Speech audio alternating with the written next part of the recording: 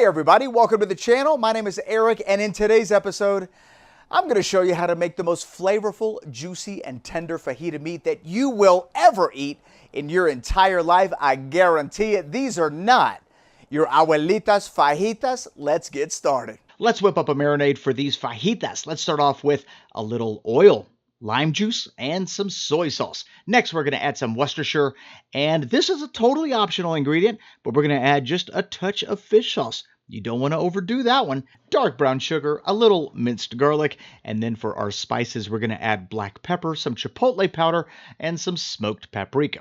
These next three spices, I do want to grind up before I add them, so we're going to put in red pepper flakes, some toasted coriander, and some toasted cumin seed. The combination of flavors in this marinade is off the charts. A lot of umami, a lot of glutamate, and I'll tell you, it's not only going to make our meat, but our vegetables pop with flavor. Let's go ahead and add the final spices, give it a mix, and let's set that to the side as we look at the meat we're going to be using. The star of today's show is the skirt steak, also known as the entraña if you're in Latin America. And this is just a beautiful cut, the traditional cut used for making fajitas. The skirt steak is a relatively tough cut of meat, but when prepared properly, it is ultra tender, and I'm going to show you how to make that happen. Notice that mine is untrimmed. You've got some membrane on the top and on the bottom, and I'm going to remove that by grabbing one end and pulling in the opposite direction. It comes off fairly easy. There are a few ways to buy the skirt steak. You can buy it cleaned, obviously, but the price will be significantly higher. If you can find this cut untrimmed, much like you see in this video, you could generally save a decent amount of money, sometimes up to 50%.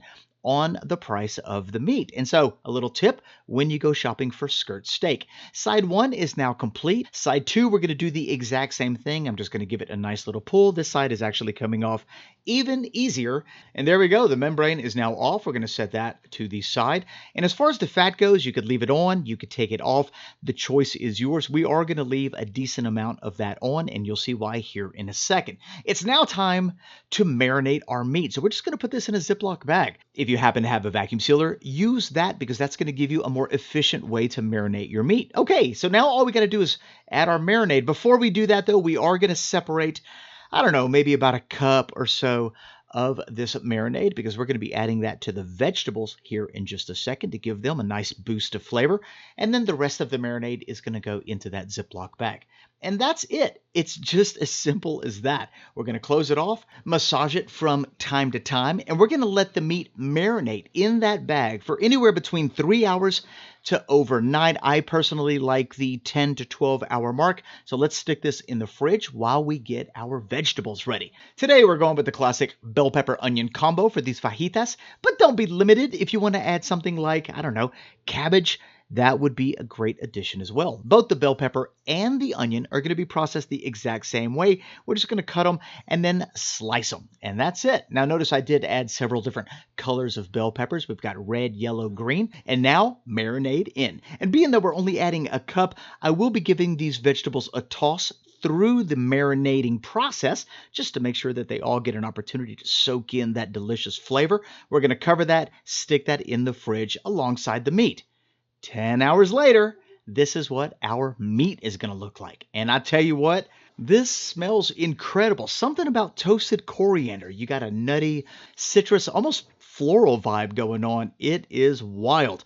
We're going to pat both sides of the meat dry with a paper towel. This is what our vegetables look like, and I gotta tell you, everything is looking good.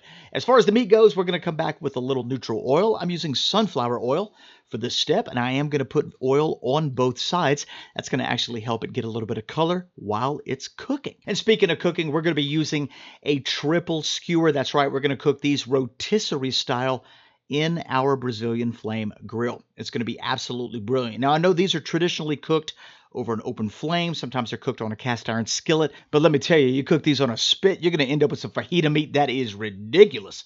If you don't have a spit, you could obviously cook it on a grill or a cast iron skillet. I'm going to create a bit of an accordion shape right there so that we get even cooking throughout. Same thing with the other one. I'm just going to kind of separate it a little bit. And that's what it's going to look like. This is kind of like a demonstration of what it's like spinning around. It's going to be good stuff right there. All right, we've got our meat. We now need to get our vegetables ready. And guess what? We're going to cook the vegetables in that rotisserie as well, because that rotisserie grill elevates the flavor. Just the style of cooking is going to make it taste better. And so looking back at it, I probably should have cut those onions and bell peppers a little bit bigger, but we're going to see how this works out. And so I'm going to put these in these baskets just like that. And it looks like it's going to work out just fine. We'll see here in a minute when we actually put it in the unit. You know what I'm talking about? All right, there we go. That's what we got going on. I'm going to leave this on the counter for about 10 minutes. And while that's chilling, we're going to go ahead and get our Brazilian flame up to temp. So let's cut it on. Super easy unit to use. We're now going to go ahead and turn on burner number 1. That's at the very bottom. And this particular unit has 2 burners. So we're going to push that in and turn burner number 2 on.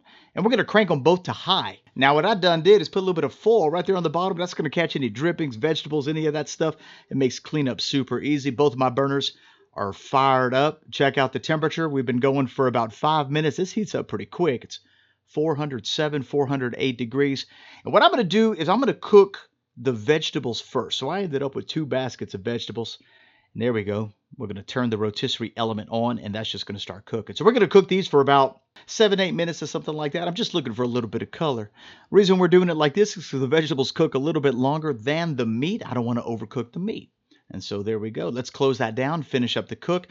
And here's what I ended up doing. I ended up just combining both baskets of vegetables. And that's what you see right here. Both baskets of vegetables combined into one. You got a lot less falling out. And like I said, I probably should have cut those veggies a little bit bigger, but it is what it is. Let's get the meat in there. And we turn the rotisserie off while we're adding the meat. Perfect. Now we're going to cut it back on. That's just a simple click of a button. And there it is. Now at this point, 400 degrees, rotisserie is kicking. Everything's cooking, and we're going to let it go till we get to an internal temperature of about 130. Obviously, this is a personal preference, but this is what mine looks like with an internal of 130 degrees Fahrenheit. Look at the color on that meat. Absolutely beautiful. I love how it's dripping its juices right onto those vegetables. That right there is going to help those vegetables out quite a bit as well. Look at that. My mouth's watering just thinking about it. All right, let's get the meat off of the skewers. And what we got to do, and I know this is going to be hard, you got to let the meat rest 5 minutes. All right, this is going to let the muscle fibers relax, keep all those juices inside the meat, give it a cover, and 5 minutes later, this is what it's going to look like. Now, skirt steak has a very definable grain, and when you're making fajitas, you want to do 2 cuts. The first cut is going to be with the grain.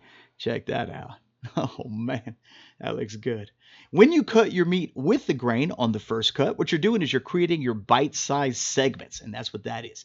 The second cut we're going to call the fajita cut, and that's where you cut your meat against the grain. So basically, we're just going to turn that piece of meat 90 degrees, just like that. And you can either cut it like that, that's 100% against the grain, or you can cut it on the bias, which is about a 45-degree cut. It's still going to be super tender, but it's going to give you a nice, beautiful, meaty bite. Either way you do it, it's going to be amazing.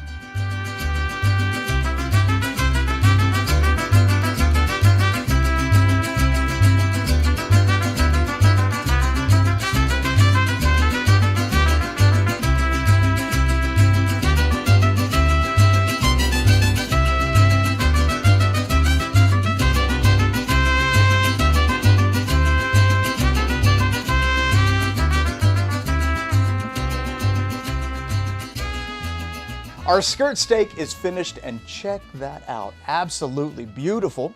If you like it a little more on the done side, just leave it in there a minute or 2 longer. Not a big deal. Like I showed you a minute ago, this is incredibly tender, and that's primarily because of how we tenderized it with the marinade and then cut it on the bias. You could cut it against the grain as well. Let's just give the steak itself a taste. Wow. Wow.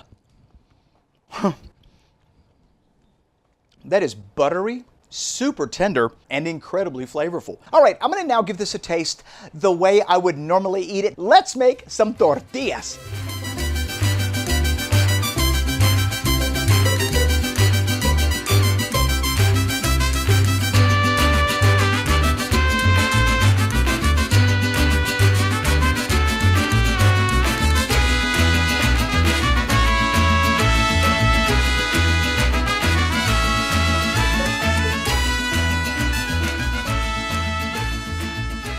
All right, assembly time. And let me just say that fresh flour tortillas, Well, that's just the secret to happiness. Let's get some beef, some vegetables onto those tortillas, and of course, some avocado or aguacate, a little sea salt to enhance the flavor, and we're going to bust out the cannon for that fresh cracked black pepper. Top it off with a little Valentina crema, and there you have it.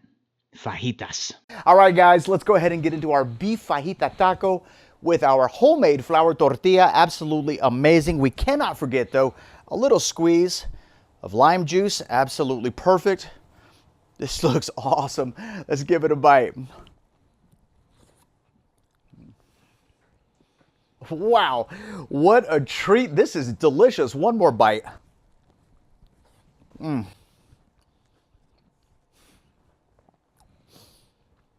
That is scrumptious. Everything about it is incredible.